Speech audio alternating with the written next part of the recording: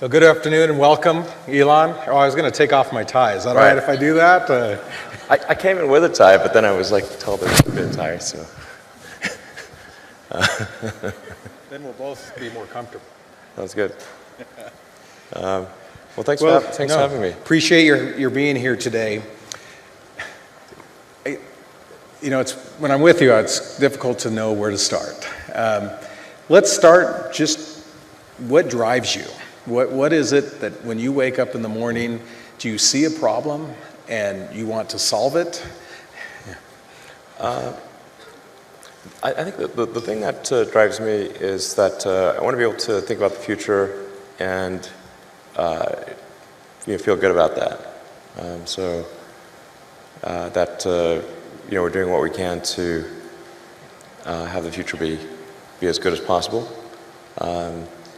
To be inspired by what is likely to happen, and to look forward to the next day.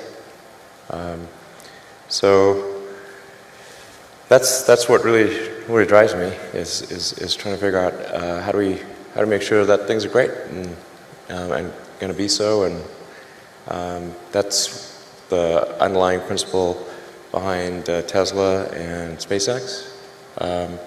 Is that I think it's pretty important that we accelerate the transition to sustainable generation and consumption of energy. It's inevitable, but it matters if it happens sooner or later.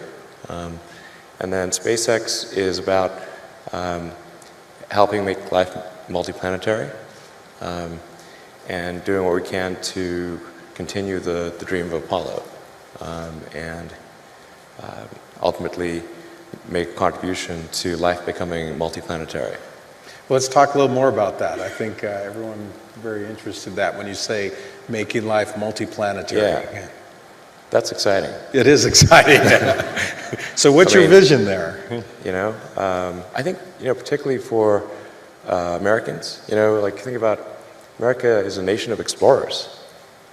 People came here from other parts of the world that, chose to give up the known in favor of the unknown. So I think exploration, I think the United States is a distillation of the human spirit of exploration. So that's why it appeals to Americans so much. You can see this when, say, there was a shuttle tragedy and 7 people died. And that's terrible, but a lot of people die all the time. But why do we care so much? Because it was the dream of exploration that was dying along with those people. That's why. No, and I'm one of those, and probably like many of you, remember exactly where you were when that tragedy happened. So you have 30 plus governors here today, and we're very excited about your willingness to be with us. And you hopefully heard me talk a little bit about my initiative, which is being ahead of the curve. What do you tell us as governors? What should we be thinking about in terms of innovation and developing public policy for the future? Well, it sure is important to get the rules right. It's sort of, in terms of legislative and executive actions, it's sort of like, think of, say, like professional sports or something. If you don't have the rules right, if there isn't, if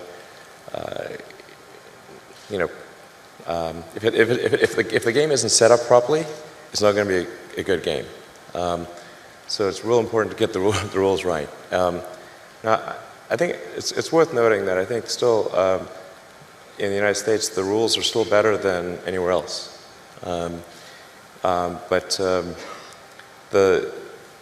It's very easy to put something in place which is an inhibitor to innovation without realizing it.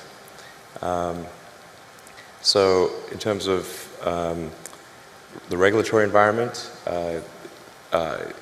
it's always important to bear in mind that regulations are immortal, and they never die unless somebody actually goes and kills them, and then they get a lot of momentum. So a lot of times regulations can be put in place for all the right reasons, but then nobody goes back and gets rid of them afterwards when they no longer make sense. And there used to be a rule in the early days when people were concerned about automobiles, because that was a pretty scary thing to see a carriage just going wrong by itself. You never know what those things might do. So there were like rules where you had to, in a lot of states, where you had to carry a lantern in front of the automobile. And it had to be like 100 paces ahead of the automobile. There had to be someone with a lantern on a pole. I'm like, okay. But you should really get rid of that regulation. And they did, because it would really be awkward. So just regulations, even if done correctly and being right at the time, it's always important to go back and scrub those, periodically to make sure they're still sensible, they're still serving the greater good. I think in terms of tax structure, what is economically incented and what is not economically incented, just make sure that the incentive structure is correct. I think I'm saying just totally common sense things here. But it's economics 101. Whatever you incent will happen. So if you incent one thing, that thing will tend to happen more than the other thing. If you incent another thing, that thing will happen. And so the economics should favor innovation. And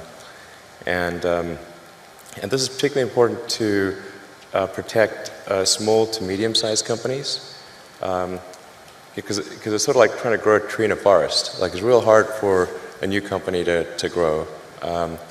When it's just a seedling or a sapling, it needs a lot more protection than if it's a giant redwood or something like that. So very important to give support to small to medium-sized companies on the innovation front. And they're the ones that need it more than the big companies. And I think at this point Tesla's almost a big company, biggish company anyway.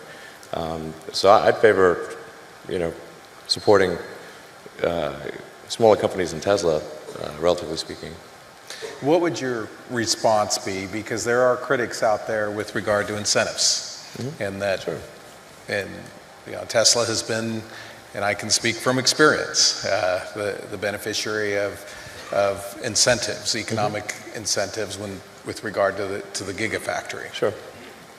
What would you tell those people? Yeah, I think, well, first of all, as you know, those incentives were a little overstated. In the case of the Gigafactory, it's a $5 billion capital investment to get that factory going. And I didn't actually know this until, by the way, I didn't know this until we did the press conference. Actually, that over 20 years, the Nevada incentives added up to 1.3 billion. I actually didn't even know this. But it's, Now he's telling. Go ahead. literally, I learned it at the press conference. I'm like, really? No, but I mean, the thing is that they took what added up over 20 years and made it sound like Nevada was writing us a $1.3 billion check. And I'm still waiting for that check. Did it get lost in the mail? I don't know. But this is the way the press works, of course.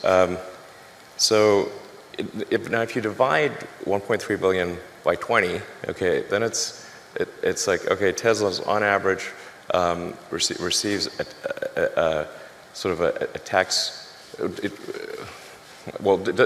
It's basically sales and use tax abatement is what it amounts to. So Tesla gets we get on the order of 50 to 60 million of sales and use tax abatement divided over 20 years. But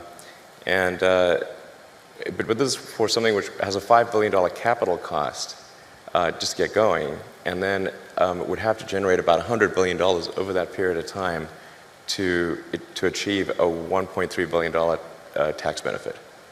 So essentially, it's a little over 1% over that period of time, and that's great, okay. But it's not, it's not the way it was characterized in the press. Because if it's put in the proper context, it sounds like, okay, well, that's neat, it's about 5% helpful on setting up the factory and about 1% helpful over the next 20 years. Cool. That actually sounds pretty reasonable. Yeah. Yeah, so that was helpful, but there are a lot of other factors as well. We actually had slightly bigger incentive packages from some other states that were offered, but we factored in how quickly could we get the Gigafactory into operation, what were the risks associated with that progress, what would be the logistics costs over time of transferring battery packs and powertrains to a vehicle factory in California, and all of those factors weighed together is what led us to make the decision in favor of Nevada. And working with your team was great. It was very forward-leaning. And like a big part was also just like making sure you feel really welcome, within a state. That's sort of what led us to make the decision for the Gigafactory. And then we have another factory in New York doing solar panels. Also, actually, will be the biggest solar panel producer in North America when it's done. And then we expect to establish probably at least 2 or 3 more gigafactories in the US in the next several years, as well as a couple overseas. But the overall objective of Tesla is really what set of actions can we take to accelerate the advent of sustainable production and consumption of energy. I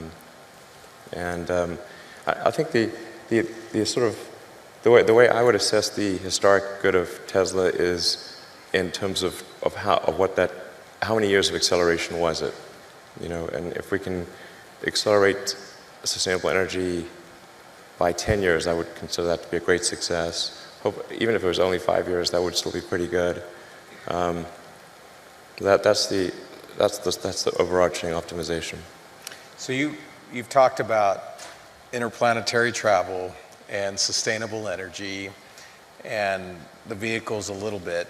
What would you want things to look like in 5 to 10 years associated with energy? Sure. And with autonomous vehicles, electric vehicles? Well, I think things are going to grow exponentially. So there's a big difference between 5 and 10 years. My guess is, probably in 10 years, more than a half of new vehicle production is electric in the United States. And China's probably going to be ahead of that because China's been super pro-EV. I don't think a lot of people know this, but China's environmental policies are way ahead of the U.S. Like their mandate for renewable energy far exceeds the U.S. I think sometimes people are under the impression that China is either dragging their feet or somehow behind the U.S. in terms of sustainable energy promotion, but they're by far the most aggressive on Earth. It's crazy. In fact, a coalition of Chinese car manufacturers just wrote the Chinese government to beg for them to slow down the mandate because it's like too much. They need to make 8% electric vehicles, I think, like next year or in 2 years or something. They can't physically do it. So China's by far the most aggressive on electric vehicles and solar. But that's a common misperception that they're not. There's one Google search away to figure this out, by the way. It's really pretty easy. So, and then in 10 years, man, I think, so half of all production, I think, will be EV. I think almost all cars produced will be autonomous in 10 years. Almost all. It will be rare to find one that is not in 10 years. That's going to be a huge transformation. Now, the thing to bear in mind, though, is that new vehicle production is only about 5% the size of the vehicle fleet. So you think about how long does a car or truck last, and they last 15 to 20 years, so before they're finally scrapped. So new vehicle production is only roughly at most 1/15 of the fleet size. So even when new vehicle production, say, switches over to electric or to autonomous, that still means the vast majority of the fleet on the roads is not. It'll take another, 5 to 10 years before that becomes the majority of the fleet becomes EV or autonomous. But if you were to say go out 20 years, overwhelmingly things are electric, autonomous, overwhelmingly. Fully autonomous? Fully autonomous. So no one will have to touch the steering wheel if there is one? There will not be a steering wheel. In 20 years, it will be like having a horse. People have horses, which is cool. But so having a regular car will be like having a horse. Is that what you're saying? yeah, yeah, and there will be people that have non-autonomous cars, like people have horses. It just would be unusual to use that as a mode of transport. Yes. All right. Now, let's talk about the energy piece and rooftop solar and storage. So first of all, it's important to appreciate that the Earth is almost entirely solar powered today, in the sense that the sun is the only thing that keeps us from being at roughly the temperature of cosmic background radiation, which is 3 degrees above absolute zero. If it wasn't for a sun, we'd be a frozen dark ice ball. And the amount of energy that hits the sun, that reaches us from the sun, is tremendous. It's 99% plus of all energy that Earth has. Then there's this energy we need to use to run civilization, which to us is big, but compared to the amount of energy that reaches us from the sun is tiny. So it's very easy. Like, it actually doesn't take much. If you wanted to power the entire United States with solar panels, it would take a fairly small corner of Nevada, Texas, Utah, anywhere. You only need about 100 miles by 100 miles of solar panels to power the entire United States. And then the batteries you need to store that energy to make sure you have 24/7 power is 1 mile by 1 mile. One square mile. That's it. I showed the graph of or image of this where this is what 100 miles by 100 miles looks like. It's like a little square on the U.S. map. And then there's a little pixel inside there, and that's the size of the battery pack that you need to support that. Real tiny. So, Will, you talked about 20 years from now, none of us, well, some people will still be using horses or it won't be zero. Yeah. But it's too rare. So what will the energy piece look like? I mean, what will there be transmission lines? Will there be a need? Yeah, I think there's use of energy is roughly divided into 3 areas. And they're more or less equal at a high level. There's about a third of energy is used for transportation of various kinds. About a third is used for electricity. About a third is used for heating.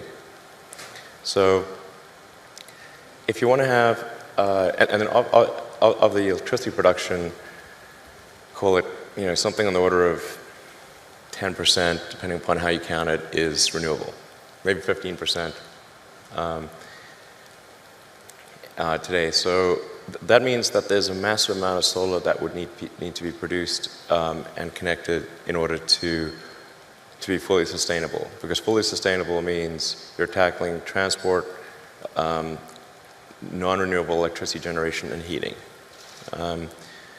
So that means there will need to be a combination of utility scale solar and rooftop scale solar combined with wind, geothermal, hydro, probably some nuclear for a while, in order to transition to a sustainable situation, which means really for the most part massive growth in solar. And it's going to be important to have rooftop solar in neighborhoods, because otherwise there'll need to be massive new transmission lines built. And people do not like having transmission lines go through the neighborhood. They really don't like that. And I agree. So you want to have some localized energy production combined with utility.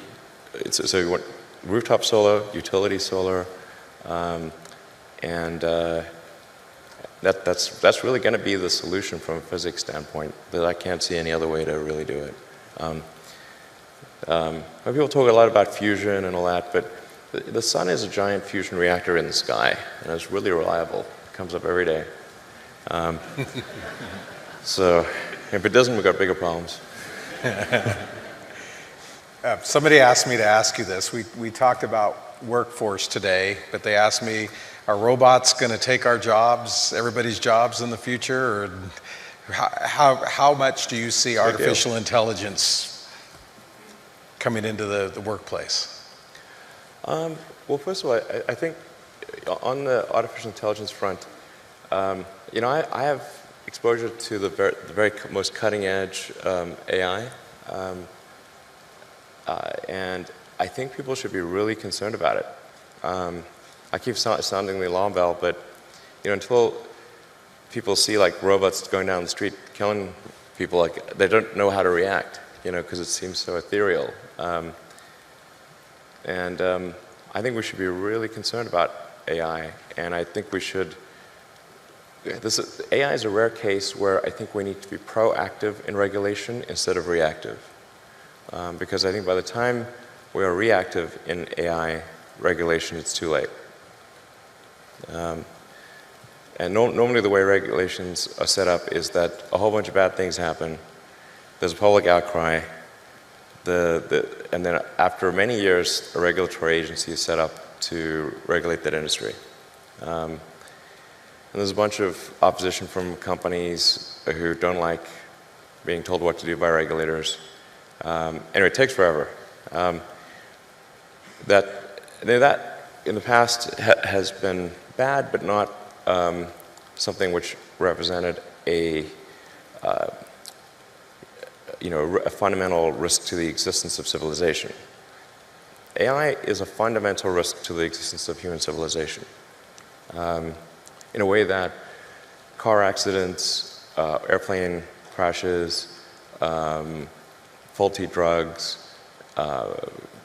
or bad food were not. They were harmful to a set of individuals within society, of course, but they were not harmful to society as a whole. AI is a fundamental existential risk for human civilization, and I don't think people fully appreciate that. You know, it's not fun being regulated. It's not, you know, it can be pretty irksome, but you know, in the car business, you know, we get regulated by Department of Transport, by EPA, and a bunch of others, and there's regulatory agencies in every country. You know, in space, we get regulated by FAA, but you know, if you ask the average person, hey, do you want to get rid of the FAA and just like take a chance on manufacturers not cutting corners on the aircraft because you know, profits were down that quarter? I was like, hell no. That sounds terrible. So you know, I think even people who are extremely like libertarian free market, they'd be like, yeah, we should probably have somebody keeping an eye on the aircraft companies, making sure they build a good aircraft and good cars and that kind of thing. So, you know, I think there's a role for regulators. That's very important. And I'm against overregulation for sure. But man, I think we better get on that with AI pronto.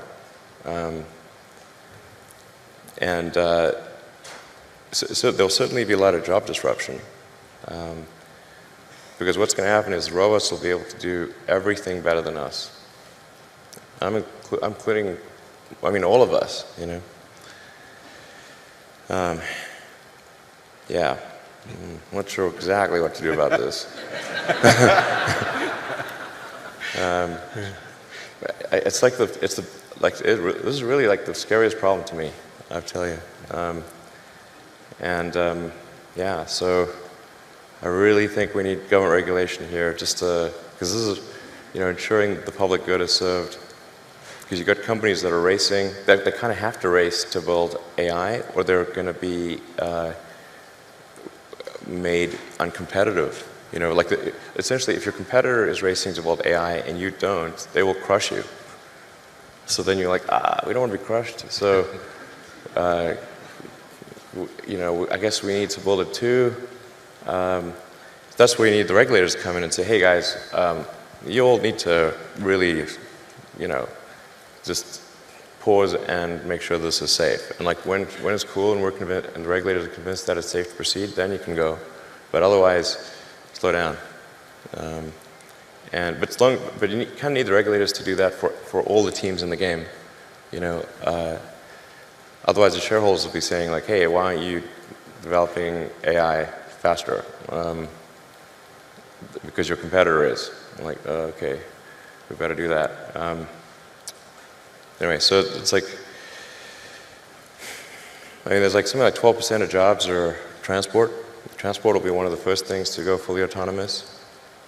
But when I say everything, like the robots will be able to do everything, bar nothing. Let's move back to you're rolling out the Model 3 this year, right? Mm-hmm. And how many orders? What is that going to look like? Yeah, it's gone well on that front. We got, I don't know, more. I think like if somebody orders a Model 3 today, they'd only get it probably late next year. We just started production. Made the first production unit last week.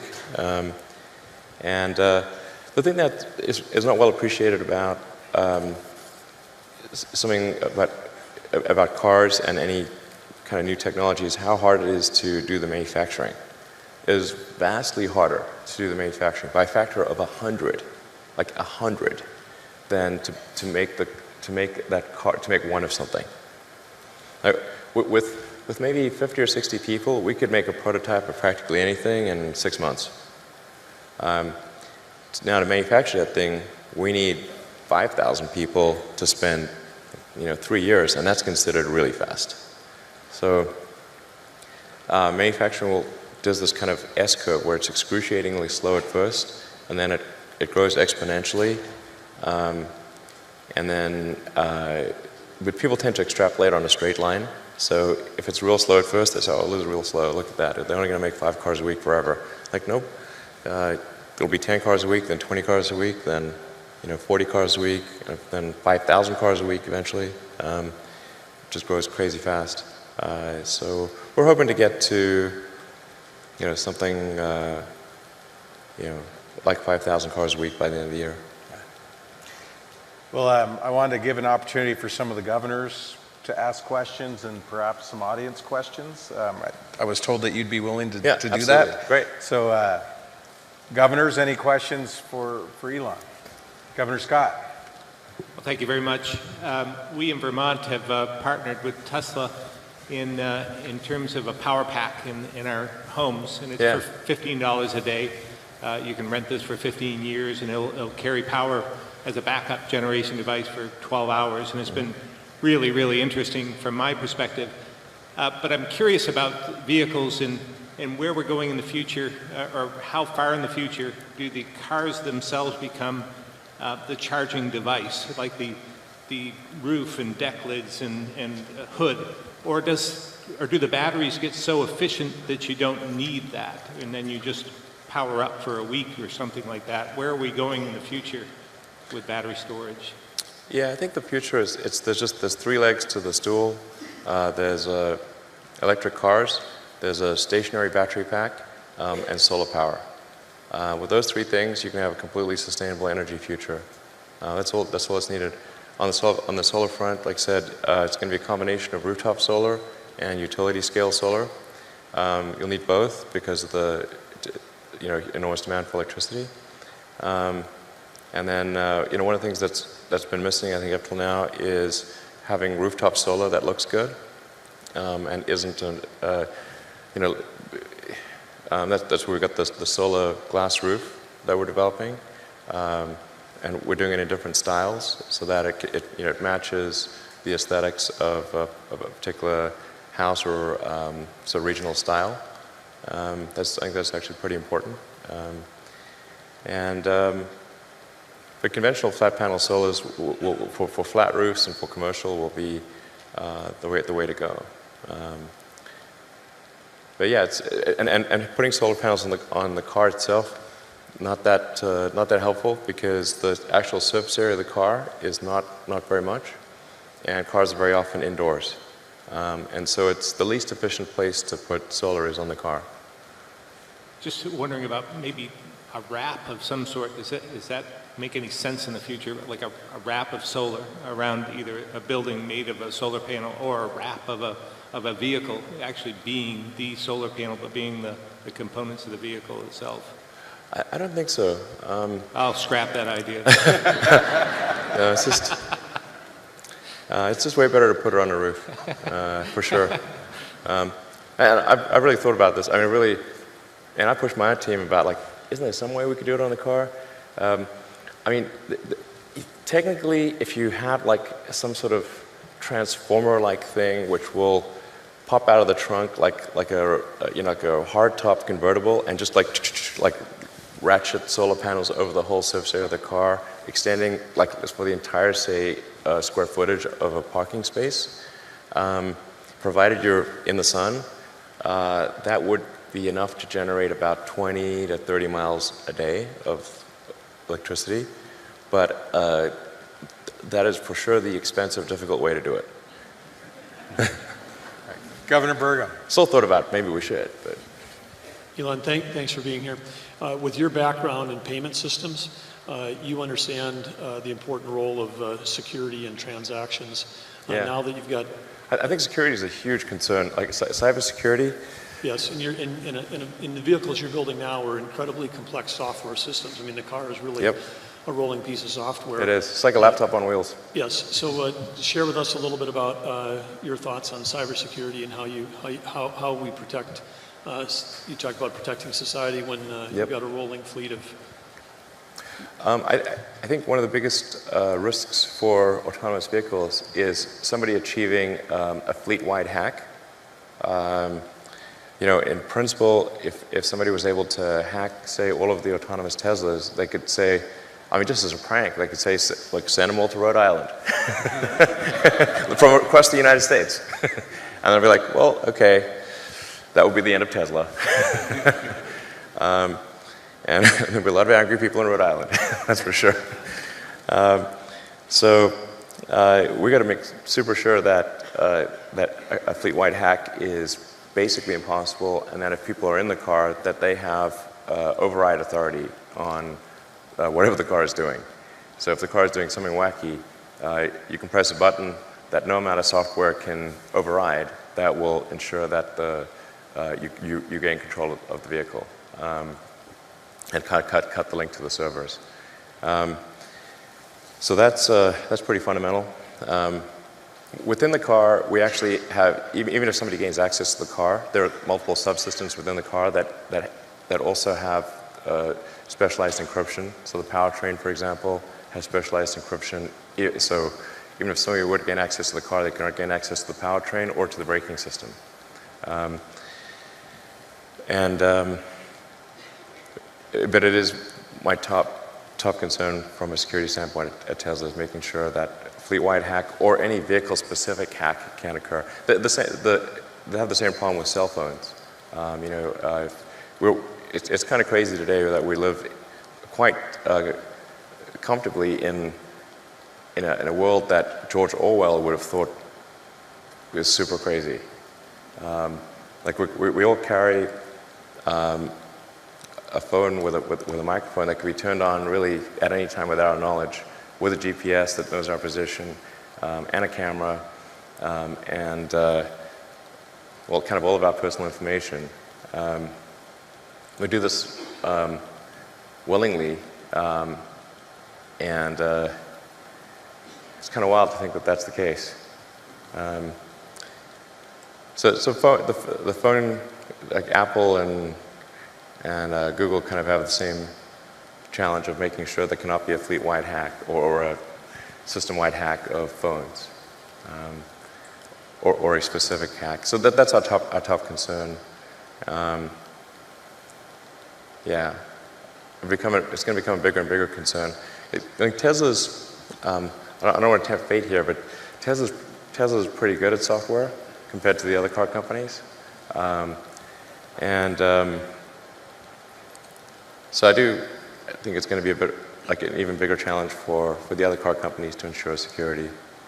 Yeah. Thank you. Governor Dugard. Thank you, Governor. Mr. Musk, thank you for speaking to all the governors today. It's an honor to have you here. One question I had, we saw when gasoline prices went to $3.50 a gallon, there was a big jump in interest in hybrid vehicles, sure. and you saw those vehicles become very much in demand, and then as gasoline prices have fallen, you've seen a reversal of that. And I'm wondering to what extent you have a concern about the future of electric vehicles in the face of those very low prices. Can you speak to that? Well, the economics, they kind of set the slope of the curve. So there's no question in our mind whatsoever that all transport, with the ironic exception of rockets, will go fully electric. Everything, planes, trains, automobiles, well, a lot of trains are already electric, all ships, but it's a question of what that time frame is. And the economic incentive structure drives that time frame. That's really what it amounts to. And the big challenge is that there's an unpriced externality in the cost of fossil fuels. So the unpriced externality is the probably weighted harm of changing the chemical constituency of the atmosphere and oceans. Since it is not captured in the price of gasoline, it does not drive the right behavior.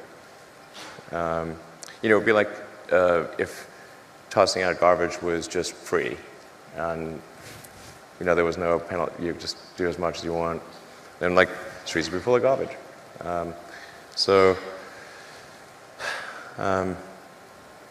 And we regulated a lot of other things like sulfur emissions and nitrous oxide emissions and that kind of thing. It's done a lot of good on that front.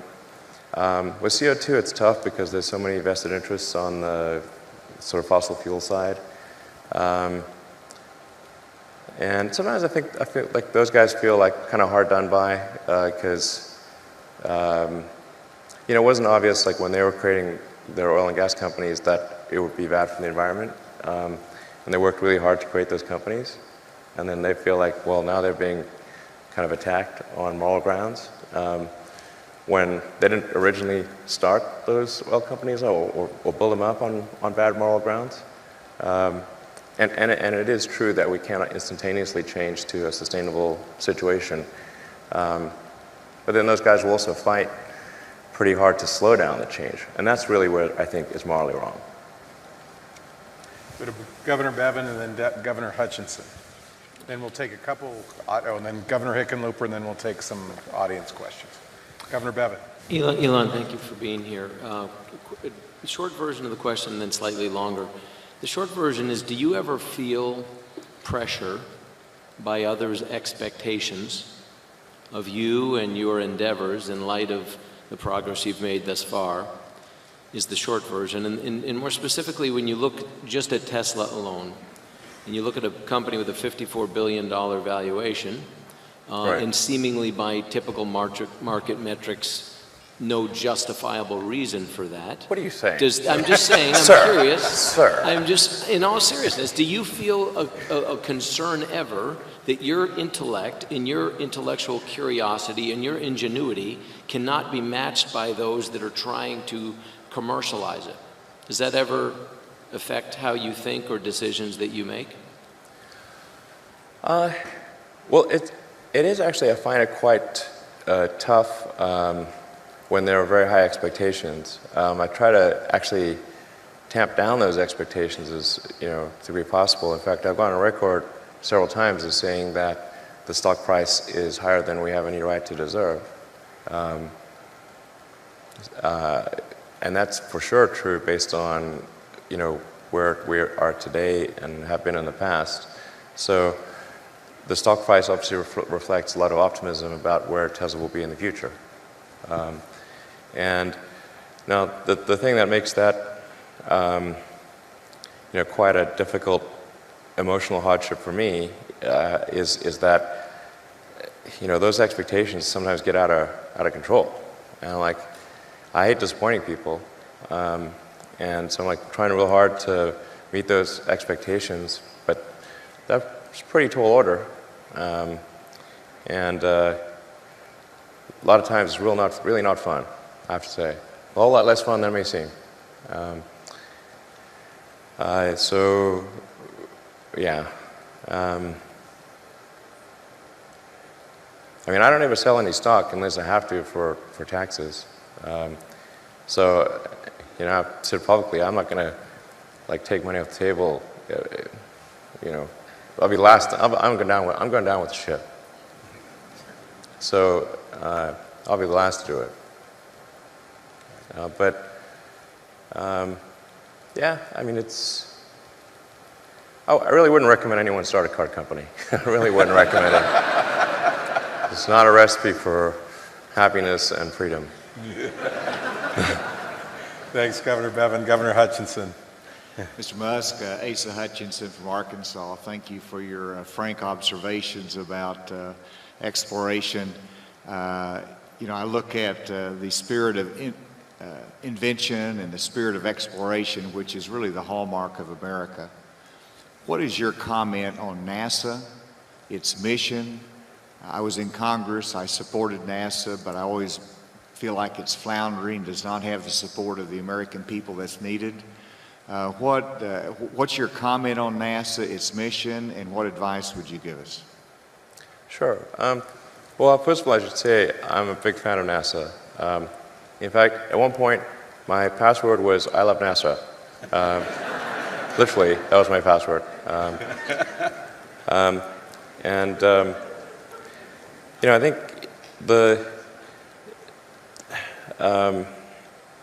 NASA does a lot of good things for which it doesn't get enough credit, and that the public, I guess, doesn't know that much about. Most members of the public, they're not really into hard science. It's not the thing they're tuning in for most of the time. I love hard science, but it's not that popular. So, but there's great things in terms of the telescopes like the Hubble and the James Webb and the rovers on Mars, and the probes to the outer solar system. Those are all really great things. But to get the public excited, you got to get people in the picture.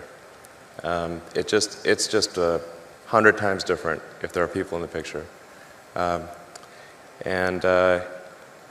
If there's some criticism of NASA, it's important to remember people in the picture. If you want to get the public support. If you talk to a scientist about that, they said well, where's the science in that? You're not getting it. It's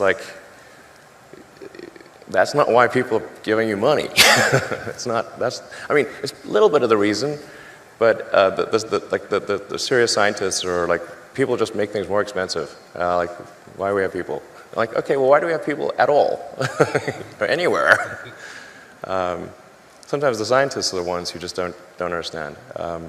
Even though they're smart people, but So you got to have something that's going to fire up the, fire people up and get them really excited. And like, I think if we had a serious goal of having a base on the moon and sending people to Mars, and said, okay, we're going to be outcome oriented. How are we going to do this? Okay, we got to change the way contracting is done. You can't do these like cost plus sole source contracts, because then the incentive structure is all messed up. So as soon as you don't have any competition, well, okay, there's no sense of urgency goes away. And as soon as you make something a cost plus contract, you're incenting the contractor to maximize the costs of the program because they get a percentage.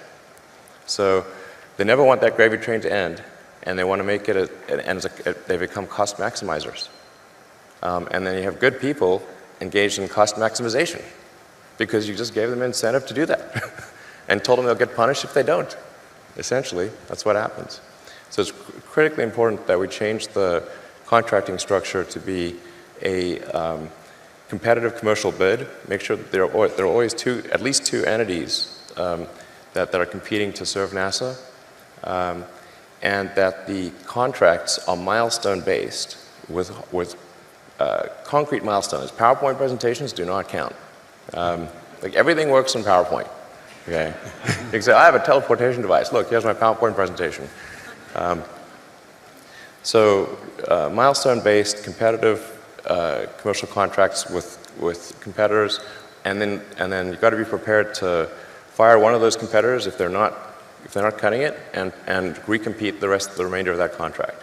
And by the way, NASA's actually already done this, and they did it with the commercial cargo transportation to the space station. And that was a case where NASA, actually, I'm not sure if they thought it would work or not work, but they didn't have the budget to do anything else. So they're like, okay, we're going to try this competitive commercial milestone-based contracting, and it worked great. And they awarded it to two companies, to SpaceX and a company called Kistler. And SpaceX managed to meet the milestones. Kistler did not, so then NASA recompeted the remainder of the contract to Orbital Sciences, but then Orbital Sciences got across the finish line. So now NASA's got two suppliers for taking cargo to the space station, and it's a great situation. Same thing for commercial crew to the space station.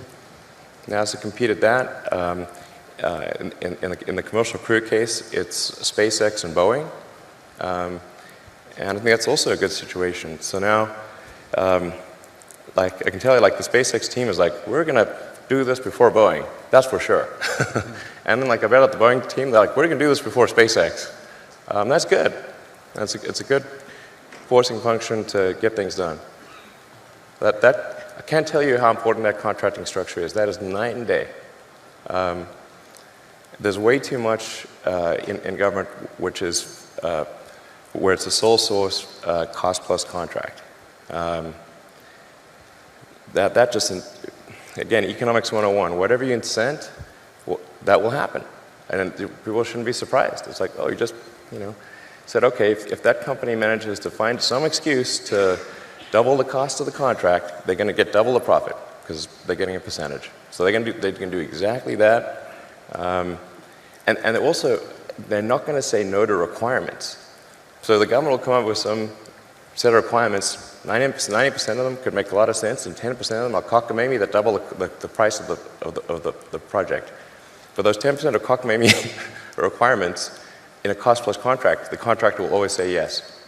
There could be a future for you in government contracting at the state level. Yeah. Let's go to Governor Hickenlooper and then Governor Ducey. So I think like most governors, I find it so refreshing to have the unbridled truth, but I do suspect every time you say publicly that the stock price is higher than we have any right to believe, I'm going to guess you probably get some calls from investors suggesting that maybe you don't say that so frequently. Yeah, that's true.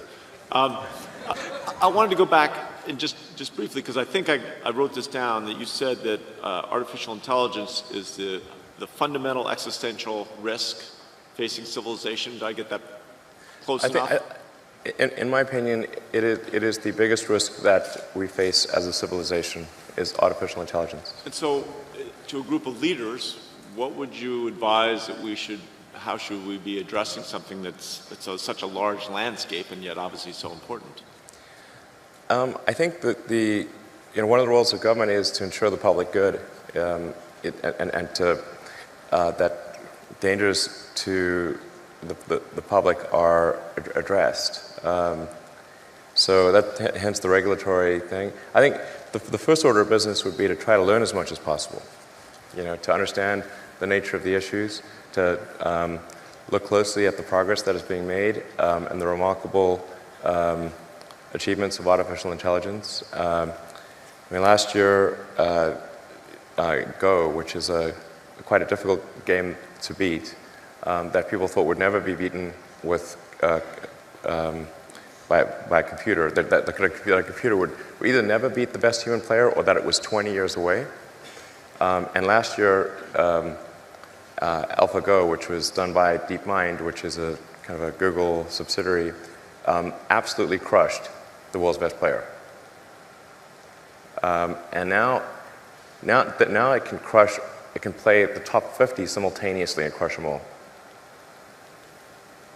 So, just like that pace of progress is remarkable. And you can see more and more coming out. I think the robotics, you can see robots that can learn to walk from nothing, within hours, like way faster than any biological being.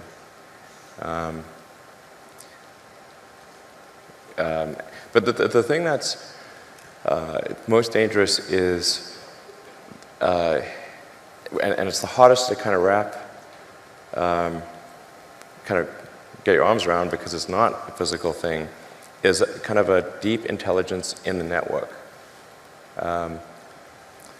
You say, well, what harm could a deep intelligence in the network do? So, well, it could start a war by doing fake news and spoofing email accounts and fake press releases, and just by manipulating information.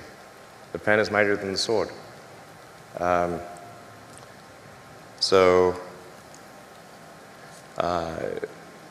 an example, I want to emphasize, I do not think this actually occurred. This is purely a hypothetical that I do. I'm digging my grave here. But there was that second Malaysian airliner that was shot down on the Ukrainian-Russian border, and that really amplified tensions between Russia and the EU in a massive way. Well, let's say if you had an AI that was where the AI's goal was to maximize the value of a portfolio of stocks. One of the ways to maximize value would be to go long on defense, short on consumer, start a war. And then how could it do that? Well, hack into the Malaysian Airlines aircraft routing server, route it over a war zone, then send an anonymous tip that an enemy aircraft is flying overhead right now.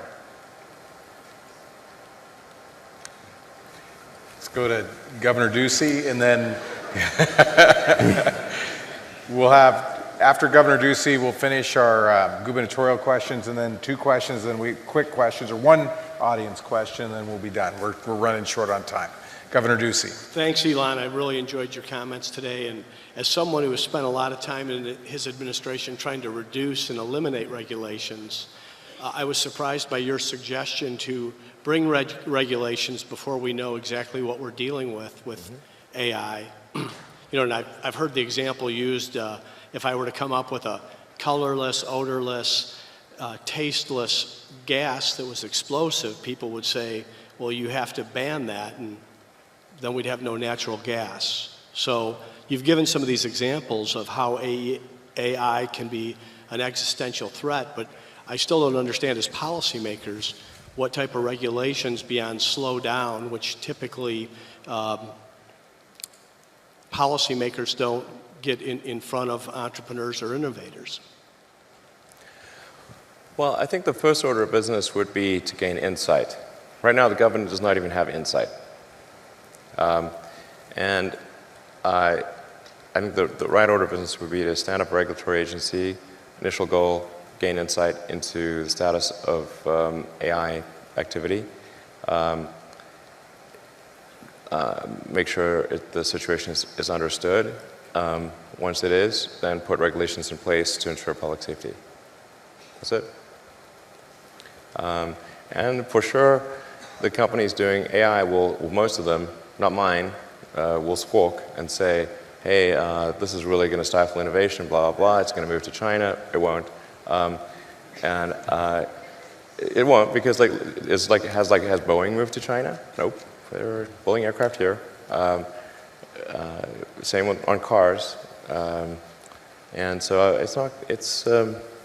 the notion that if you establish a regulatory regime, that companies will just simply move to countries with lower regulatory requirements is false on the face of it, because none of them do.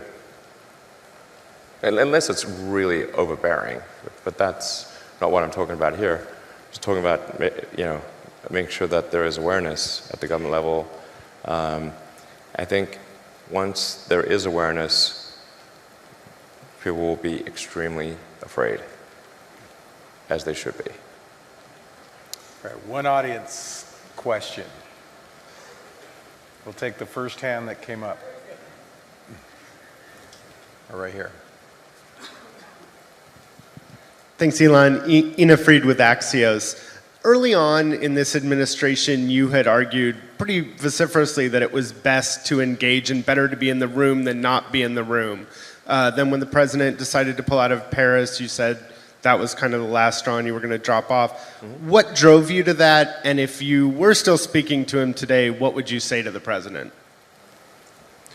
Well, I thought it was worth doing, trying hard to, to do what's worth. It was worth trying. I got a lot of flack from multiple fronts for even trying. When some guy rented billboards and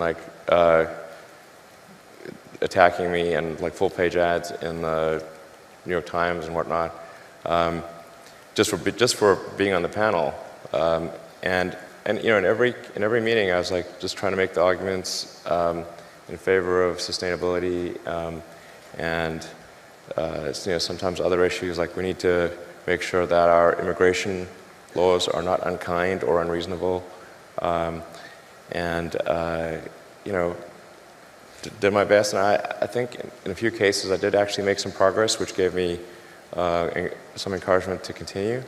But then I just really think that the Paris Accord, man, if I stayed on the councils, then I'd be essentially saying that wasn't important, but it was super important, because I think a country needs to keep its word.